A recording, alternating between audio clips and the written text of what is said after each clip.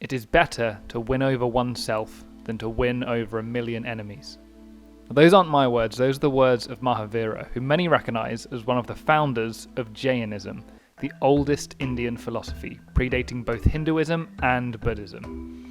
And I think there's a lot to learn from Jainism today. It's all about the focus on oneself and the choices we make, rather than the world around us. It teaches that our destiny is defined by shying away from vices like greed, pride and anger, and instead embracing knowledge, generosity and love.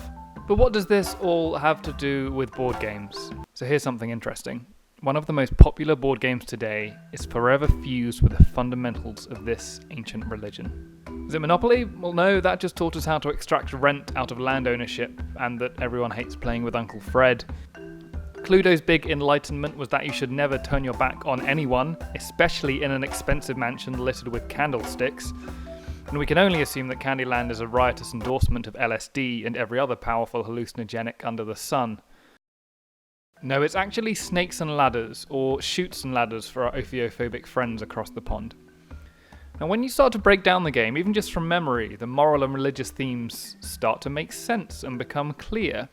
See, here we all start, right at the bottom. We're all equal individuals, and we all start with the same amount of progress. Absolutely nothing. And our ultimate goal is to reach the top, square 100.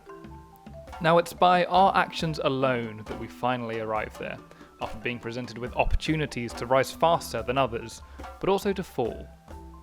So let's talk about the game's origin. The earliest versions of the game dated way back to the 13th century, and they were painted on large pieces of cloth. And they weren't simply made for amusement or distraction, they were a powerful learning experience. On the snake squares, you would find written the vices of Jainism, things like disobedience, arrogance, vulgarity, theft, drunkenness, and anger. And on the ladder squares, you'd find faith, generosity, reliability. Now, attaching ideas like this to the snakes and ladder squares fundamentally changes the way I perceive my experience with the game. You see, instead of a success being dictated purely by a dice roll or simple luck, each move upwards or downwards is inexorably tied to a virtue or a vice. Now, by doing this, what the Jains were trying to teach people was that the great journey of life we're all muddling through isn't down to external factors. It's all on us. And by playing through it as a game, you are forced to experience the repercussions of your actions. You're actually living through it. That's why games are such a powerful tool for learning, or in many cases, propaganda. Now, when you compare this to more traditional mediums like spoken stories or written scriptures, a game is much more likely to get ingrained in your brain chemistry. That anguish you feel when you drop from square 54 to 23 in one move will stay with you. A lot of cultures and a lot of religions adapted snakes and ladders around their own tenets, but no one quite embraced it like the Victorians. They gave it a mainstream audience. Yes, this is just the English taking something from India again and saying, "This is mine." So then the game was imbued with a distinctly Victorian set of ideals. The ladders of faith and generosity were replaced with thrift and industry. And interestingly, the ratio of snakes to ladders were equaled. Whereas in the Jain version, there were a lot more snakes, showing that they had a much more punishing view of the path to success, or nirvana, or profit.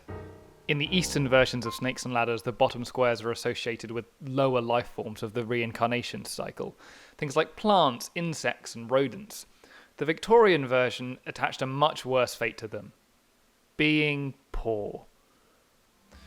Like films, arts, and music, board games exist within a culture's set of ideals, their morals, and their beliefs. Now, Snakes and Ladders' origin is overtly spiritual, but I do wonder if all of the games that kids play and that I play have an effect on my worldview. One last thought.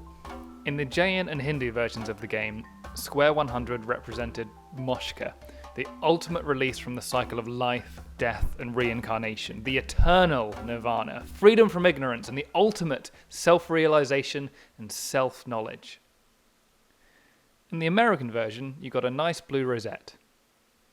Good job, kid.